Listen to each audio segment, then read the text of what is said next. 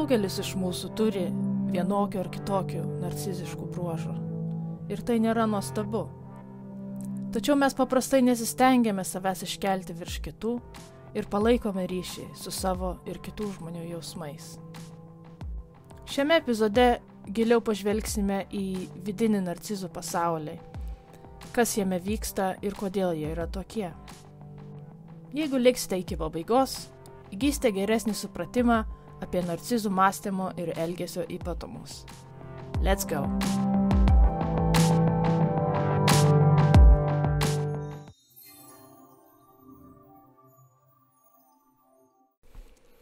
Sveiki, aš Loli ir sveiki sugrįžę į mano kanalą.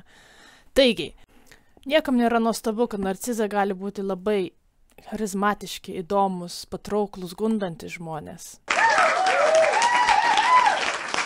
Ir šitą jų pusę galima labai greitai įsimylėti. Tačiau kita tamsioji pusė yra labai destruktyvi, kurioje slypi arogantiškumas, šaltumas, žiaurumas, kerštingumas ir agresyvumas. Šių žmonių elgesys yra nulemtas tam tikrais sudėtingais smegenų procesais, kurie gali būti įgimti ar kilę dėl tam tikro auklėjimo ypatumų. Nors iš pirmo žvilgsnio gali pasirodyti, kad narcizai turi stiprias asmenybės, iš tikrųjų jie yra labai pažeidžiami. Psichoterapijos pasaulyje tokie žmonės yra laikomi trapiais. Jie kenčia gilų susvetimėjimą, tuštumą, bejėgiškumą ir prasmės trūkumą. Dėl šito ekstremalaus pažeidžiamumo narcizai geidžia būti galingais ir jaučia, kad būtinai turi kontroliuoti savo aplinką, juos supančius kitus žmonės, taip pat ir savo jausmus. Pažeidžiamų jausmų parodymą, tokių kaip baimė, gėda ar liūdesys, jie mato kaip silpnumo ženklą tiek savyje, tiek ir kitose žmonėse. Ir to negali visiškai toleruoti. Tam, kad kompensuoti nepilnavertiškumo jausmus, narcizai visais būdais turi pasirodyti pranašesni už kitus. Dėl to dažnai jie elgiasi kritiškai ir arogantiškai. Niekina kitus žmonės ir žmonių grupės, kurias jie laiko nepilnavertiškomis. Lygiai taip pat kaip ir tie, kurie tyčiojasi iš kitų, kiti žmonės yra nuvertinami tam, kad patys pasijustų aukščiau ir geriau. Po šituo arogantišku ir didingu fasadu slypi toksiška gėda, kuri ne visada yra sąmoninga.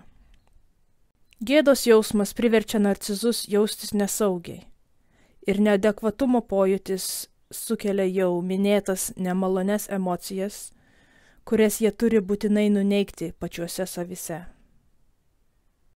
Tai yra viena iš priežasčių, kodėl narcizai negali prisiimti atsakomybės, negali pakelti kritikos, kad ir kokia konstruktyvi ji bebūtų.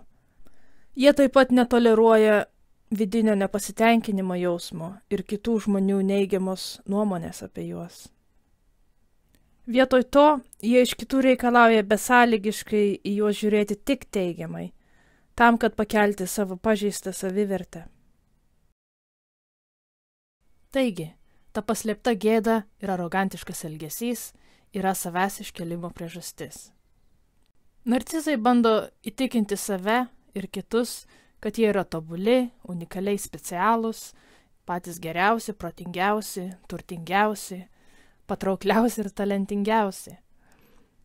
Na, manau, mes labai gerai pažįstame šitą personą. Nobody knows this stuff better than me. Nobody knows more about taxes than I do and income than I do. Nobody knows more about construction than I do. Nobody knows more about campaign finance than I do. Nobody knows consultants better than me. I know more about drones than anybody. Žiūrėkite toliau, jeigu norite sužinoti apie narcizų išskirtinių teisių jausmo turėjimą ir empatijos trūkumą. Narcizai yra įsitikinę, jog turi teisę gauti tai, ką nori, nesvarbu kokiais būdais.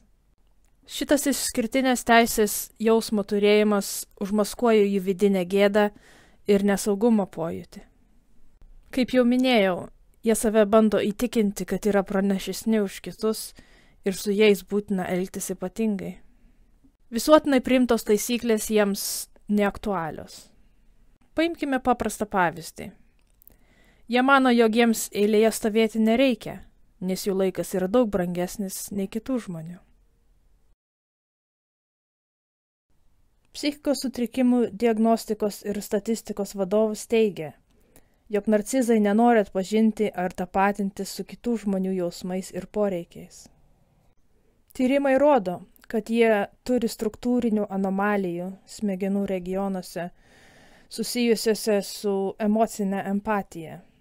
Jie jums gali sakyti, kad myli, I love you. Bet jūs patys turite nustatyti, ar jaučiatės mylimi pagal tai, kaip jie su jumis elgiasi.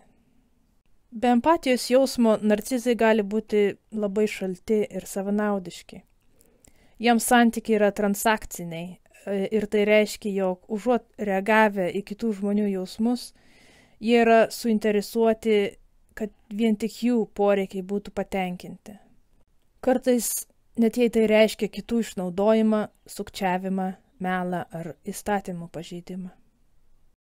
Narcizams trūksta teigiamo emocinio ryšio su savimi, dėl to jiems yra sunku emociškai susisiekti ir su kitais.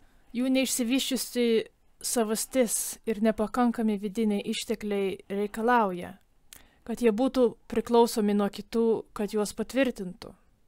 Vietoj pasitikėjimo savimi jie iš tikrųjų bijo, kad yra nepageidaujami. Jie gali žavėtis tik tuo, kas atsispindi kitų akise.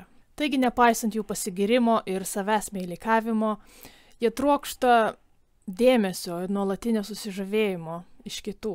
Galbūt atpažinote, ką nors iš šitų bruožų ir norite sužinoti, kaip elgtis su narcistiniais žmonėmis. Aš ateityje apie tai kalbėsiu ir pasidalinsiu svarbiais patarimais. Jeigu nenorite to praleisti, prašau, prenumeruokite mano kanalą. Ačiū, iki greito.